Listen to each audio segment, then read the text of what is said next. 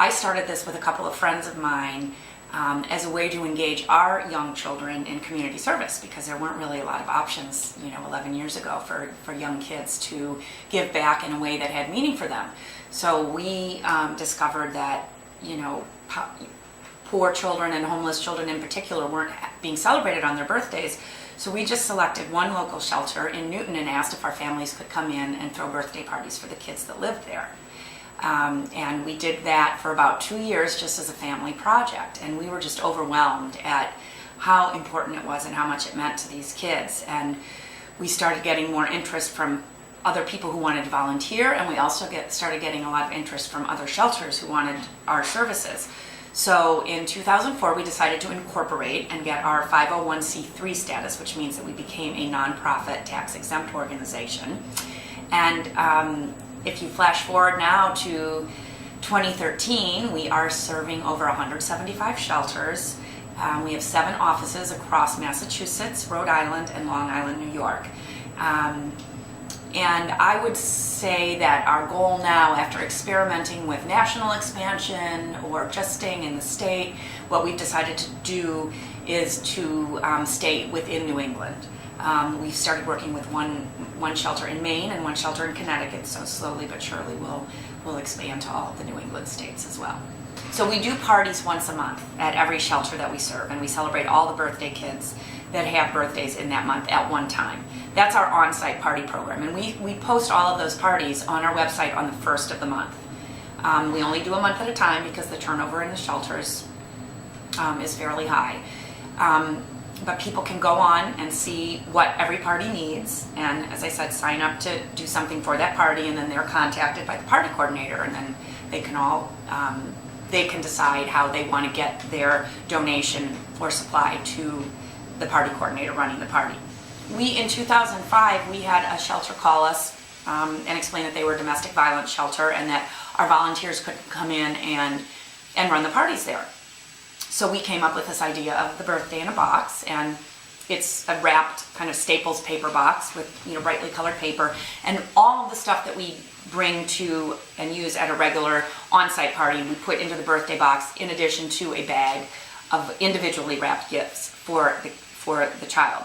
For the birthday boxes, because we do so many of them, we always need them. We always need wrap boxes with the basics in it, with the juice boxes, the frosting, the cake mix, and the cake pan, because as quickly as those come in, they go out.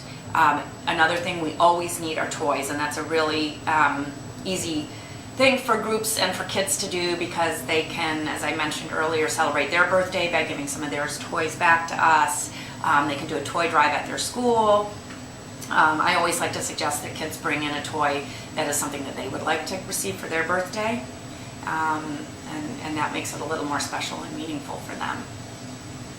What has happened in Massachusetts over the last 5 or 6 years is that this new Housing First policy has become the priority, and the idea being they don't want to open any more shelter beds. They want to try and get families directly into housing when they first become homeless, or prevent them from becoming homeless. And as great as that sounds, and hopefully it will work someday, what has happened is that there's been no more shelter beds open, but the number of homeless families keeps increasing. So the state has done a couple of things. They have started putting families in motels, and they've started putting families in what we call scattered sites, which oftentimes just means that they're putting them in apartment buildings in Boston. And that may sound nice, but these are not nice apartment buildings, and the scattered sites and the hotels are really the worst living situations for these families, because they don't have support services on staff. And of course, living in a motel, the kids don't have a place to play or do their homework or really anything like that.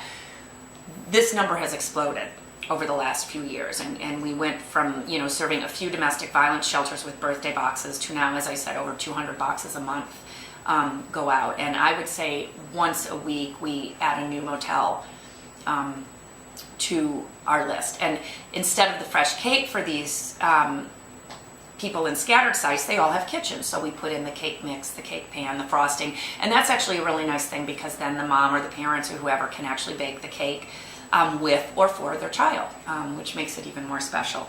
In the hotels, what we do is we put in a supermarket gift card so that the guardians or parents can go out and buy cupcakes or a cake, because they don't even have a kitchen to be able to, bake a cake. So that is how that program works, and it really is becoming a bigger and bigger piece of what we do. Volunteers are really at the heart of what Birthday Wishes does. All of our parties, and we do 50 or 60 parties every single month, and every single one of those parties is run by volunteers. So even the person in charge at the party, which is called a Birthday Wishes party coordinator, they are also a volunteer. And we have a number of levels of volunteers. The party coordinator is a volunteer who we ask to make a minimum of a 1-year commitment, and they come in and they get a training and a background check, and then they're assigned to a specific shelter. So they go to that party every single month. So that provides some consistency for both the kids and the families at the shelters, but also for the party coordinator, because they learn about what works well at that shelter and what the kids like to do and what kind of space they have to do things in. And then the next level of volunteers are people who can just sign up to volunteer or donate to a party on a one-time basis. So they can go on our website and look at our party schedule for the month and say, oh, on January 31st, I'm available and there's a volunteer slot, so I'll sign up to do that.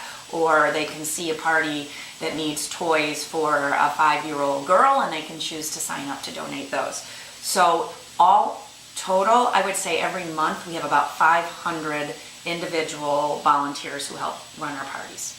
And then there are all of the behind-the-scenes volunteers who are equally important.